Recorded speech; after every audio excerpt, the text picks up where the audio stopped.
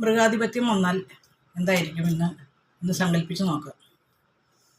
മൃഗങ്ങളുടെ, ജന്തുക്കൾ, സകല ജീവികളുടെയും കോടതിക്ക് മുമ്പിൽ ഒരു കേസ്. തന്നെ മണിയനീച്ച നിരന്തരം കളിയാക്കുന്നു എന്ന് പറഞ്ഞ് റാണീച്ച കേസ് കൊടുത്തു. താൻ കുണ്ടി കുലുക്കി നടക്കുകയാണെന്നാണ് റാണീച്ചയുടെ പരാതി.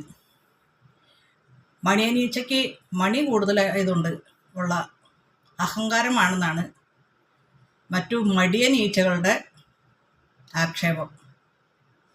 എന്തായാലും മണിയനീച്ചയെ റാണീച്ചയുടെ പരാതി പ്രകാരം അറസ്റ്റ് ചെയ്തു, ജയിലിലടച്ചു. ഇനി അടുത്തത്,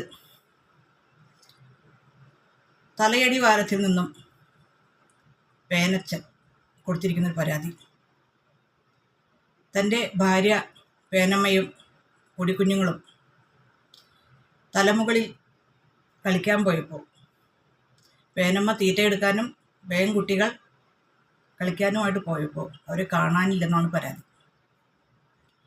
ഒരു ഭീകരൻ ആയുധവുമായി നടക്കുന്നുണ്ടെന്ന് പലരും പറഞ്ഞു.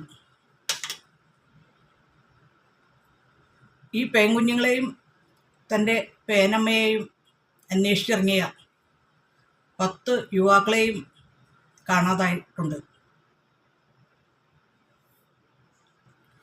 ഇത്തരം കാണാതാവലുകൾ നിരന്തരമായിട്ടും പരാതി കൊടുത്തിട്ടും ഒരു ആക്ഷനും എടുക്കുന്നില്ല എന്നാണ് പേനച്ചൻ്റെ പരാതി. വാർത്തകൾ വായിക്കുന്നത് പേൻകുമാരി. ഇപ്പോഴൊരാശ്വാസമായി.